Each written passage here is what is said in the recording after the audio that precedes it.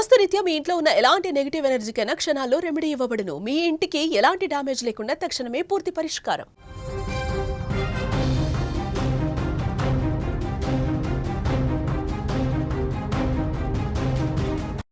Breaking news. ఆస్ట్రేలియాలో సిడ్నీలో road ప్రమాదం జరిగింది. భారత్కు చెందిన మహిళ మృతి చెందింది.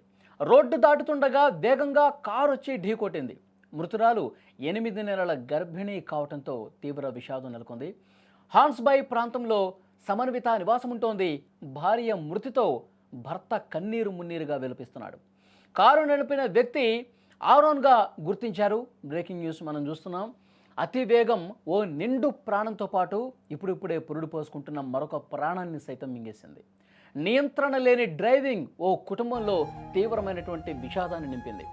ఆస్ట్రేలియాలో సిడ్నీలో ఈ ఘోర ప్రమాదంలో భారత్కు చెందిన మహిళ కన్నుమూసింది.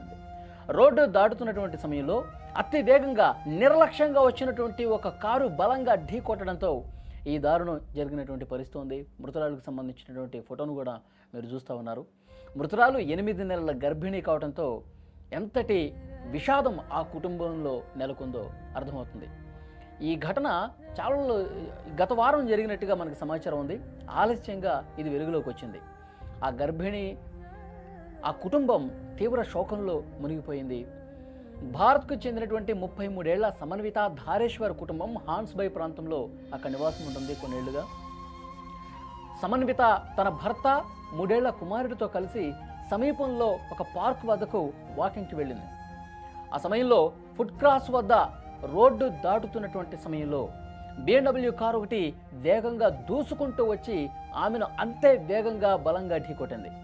తీవ్ర గాయాల పాలైపోయింది సమన్విత. అక్కడ ఉన్నటువంటి స్థానికులు కొంతమంది హుటాహుటిన ఆసుపత్రికి తీసుకెళ్లే ప్రయత్నం చేశారు. అప్పటికే ఆమె ప్రాణాలు కోల్పోయినట్టుగా తెలుస్తోంది. వైద్యులు ధృవీకరించారు. ఆసుపత్రికి తీసుకొచ్చే సమయానికే ఆమె ప్రాణాలు విడిచినట్టుగా తెలుస్తోంది. గర్భస్థ శిశువు కూడా ప్రాణాలు దక్కనటువంటి పరిస్థితి. మరికొన్ని వారాల్లోనే డెలివరీ కావాల్సినటువంటి ఆ మహిళ ఒక్కసారిగా రోడ్డు ప్రమాదంలో చనిపోవడంతో సమన్విత భర్త కన్నీరు మున్నీరుగా విలపిస్తున్నారు. అతన్ని ఆపటం ఎవరి తరం కానటువంటి పరిస్థితి. జీవితం మీద ఎన్నో ఆశయాలు పెట్టుకున్నటువంటి ఆ కుటుంబం ఒక్కసారిగా తీవ్రమైనటువంటి శోకంలో మునిగిపోయినది.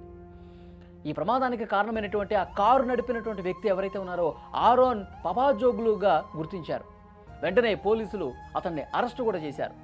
మృతురాలు సమన్విత అక్కడ స్థానికంగా ఒక సాఫ్ట్వేర్ కంపెనీలో టెస్ట్ అనలిస్ట్గా పనిచేస్తున్నట్టుగా అక్కడ అధికారులు కూడా చెప్తూ ఉన్నారు. చాలా బాధాకరమైన విషయం. భారత్కు చెందినటువంటి మహిళ, ఆమె గర్భంతో ఉన్నటువంటి మహిళ.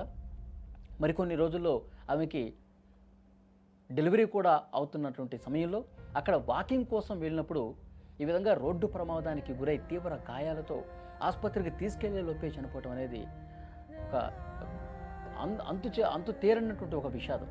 ఆ భర్త అయితే చాలా బాధపడతా ఉన్నాడు, రోధిస్తూ ఉన్నాడు. తన కుటుంబానికి సంబంధించి కొన్ని కలలు కన్నాడు అతను. ఇద్దరు కూడా జాబులు చేసుకుంటూ ఉన్నారు. మంచి లైఫ్ ఉంటుందన్నటువంటి సమయంలో ఈ విధంగా అనుకోని రోడ్డు ప్రమాదం రావటం జీవితం పూర్తిగా ఛిద్రమైపోయినటువంటి పరిస్థితి ఉంది. వాళ్ళు ఎన్నో కలలు కని ఉంటారు. పిల్లల్ని బాగా చదివించుకోవాలి, వాళ్ళు స్థిరపడే విధంగా మనం ఇద్దరం జాబులు చేసి మంచిగా డబ్బు సంపాదించి ఇంకా బాగా సెటిల్ కావాలి. ఇలాంటి ఆలోచనలు, ఇలాంటి ఆశయాలు, ఇలాంటి డ్రీమ్స్తో విదేశాలకు వెళ్ళి అక్కడ జీవనం సాగిస్తూ ఉంటారు చాలా కుటుంబాలు. కానీ ఇలాంటి అనుకోని ప్రమాదాలతో తనువు చాలించి కుటుంబంలో ఎంతటి శోకాన్ని మిగులుస్తున్నటువంటి పరిస్థితి. కారణం ఈ మధ్యకాలంలో మన రోడ్డు ప్రమాదాలు చూస్తూ ఉన్నాం. అన్నింటిలో కూడా 2 కారణాలు. ఒకటి నిర్లక్ష్యం, అతివేగం. ఈ కారణాలతో చాలామంది చచ్చిపోతూ ఉన్నారండి. నిజంగా ఈ అతివేగంగా డ్రైవ్ చేసేవాళ్ళు, తాగి డ్రైవ్ చేసేవాళ్ళు, నిర్లక్ష్యంగా డ్రైవ్ చేసే వాళ్ళకి జీవితంలో ఇంకా వాళ్ళు డ్రైవింగ్ చేసే విధంగా పూర్తిగా వాళ్ళ డ్రైవింగ్ యొక్క భవిష్యత్తులో చేయకూడదు. అలాంటి ఒక కఠినమైనటువంటి చట్టాలు, కఠినమైనటువంటి నిర్ణయాలు ప్రభుత్వాలు తీసుకోవాల్సినటువంటి అవసరం ఉంది. రోడ్డు మీదకి వస్తే, ఒక వాహనంతో వస్తే వాళ్ళు ఇంకా ఏదన్నా యాక్సిడెంట్ చేస్తే ఇంకా మనకు భవిష్యత్తు లేదు అనే విధంగా ఉండాలి. భయంతో రోడ్ల మీదకి రావాలి వాహనాలు తీసుకొని. చాలా బాధ కలిగించే విషయం. ఇక్కడ భారత్లో కావచ్చు, విదేశాల్లో కావచ్చు, రోడ్డు ప్రమాదాలు ఎక్కువగా జరుగుతూ ఉన్నాయి. మొత్తం గణాంకాలు లిస్టులన్నీ తీస్తే ఒక సంవత్సరానికి లక్షల మంది ప్రాణాలు కోల్పోతూ ఉన్నారండి. లక్షల మంది. అంటే వాళ్ళు చేయని తప్పుకు, వేరే వాళ్ళ నిర్లక్ష్యం వల్ల. సో డెఫినెట్గా వీటి మీద అన్ని ప్రభుత్వాలు కూడా చాలా కఠినమైనటువంటి చట్టాలు తీసుకురావాలి.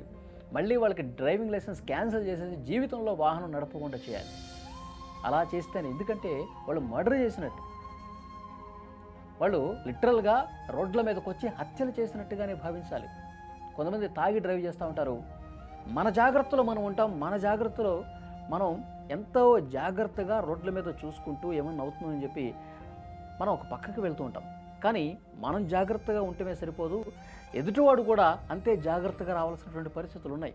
మనం చేయని తప్పుకు అమాయకమైనటువంటి ప్రజలందరూ కూడా రోడ్ల ప్రమాదాల్లో తీవ్ర గాయాల పాలై అంగవైకల్యానికి గురవుతున్నారు. కొంతమంది ప్రాణాలు వదిలేస్తున్నటువంటి పరిస్థితి.